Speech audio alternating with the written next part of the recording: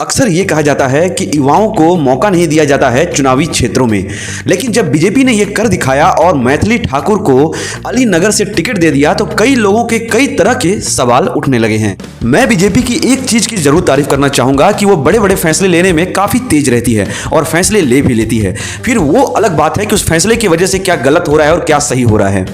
अलीनगर से मैथिली ठाकुर को टिकट दिया गया है, इतने कम उम्र की लड़की को। हालांकि वहां पे कई ऐसे कार्यकर्ता जरूर रहे होंगे जो उस टिकट को पाने के हकदार रहे होंगे। इसलिए मेरी नजर में तो ये एक बहुत ही बड़ा डिसीजन है और बहुत ही अच्छा भी।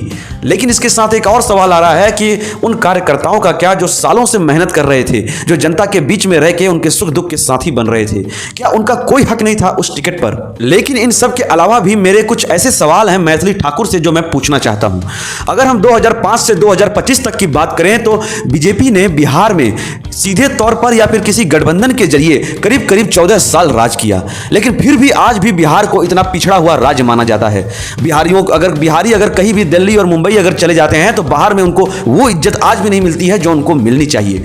अगर पिछले 14 साल में इतने सालों राज करने के बाद भी अगर बीजेपी आज तक वहां पे कुछ नहीं कर पाई है तो आखिरकार मैथिली ठाकुर किस बात से मोदी जी की इतनी प्रभावित हो गई कि उन्होंने डायरेक्ट बीजेपी ज्वाइन ही कर लिया। और बड़े बड़े इन्वेस्टमेंट तो गुजरात और अहमदाबाद जैसे शहरों में जा रहे हैं। बिहार में तो सिर्फ फ्री की रेवड़ी बांटी जा रही है। बिहार की सरकार 7500 करोड़ बांटने वाली है 75 लाख महिलाओं को, यानी कि हर एक के खाते में करीब 10,000 रुपए।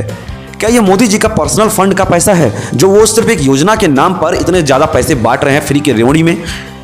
अगर इतना ही पैसा किसी शिक्षा विभाग में अगर किसी अच्छे तरीके से अगर यूज हुआ होता तो आगे जाके भविष्य में जाके कई बिहारी ऐसे हुए होते जो लाख रुपए महीना कमाने की हिम्मत रखते। लेकिन नहीं, क्योंकि इनको मानसिक रूप से गुलाम बनाना है और इनसे वोट लेना है, इसलिए इनको सिर्फ एक योजना के नाम पे अभी हम इनको पैसा दे रहे हैं। अगर ये उनके पर्सनल फंड का पैसा नहीं है, टैक्स का पैसा है, तो उनको ये यूज करने का, इस तरीके से यूज करने का किसने हक दिया? क्या ऐसा हो सकता है कि प्रधानमंत्री बनने के बाद हम किसी भी तरीके से पैसे को यूज कर सकते हैं? मुझे तो लगता है कि शायद मैथिली ठाकुर भी ऐसे ही बातों से वो प्रभावित हो चुकी हैं मोदी जी से, तभी तो वो राजनीति में आ रही हैं। या फिर हो सकता है कि उनका भी नाम 10,000 के रेवड़ी में हो, उस लिस्ट में उनका भी नाम हो। पर सोचने वाली बात यह है कि क्या ये नए युग की कंगना रनौट बनेंगी या फिर लता दीदी ऑफ पॉलिटिक्स? और यह भी समझने वाली बात है कि क्या ये प्रभाव विकास का है या फिर सत्ता और प्रभाव का?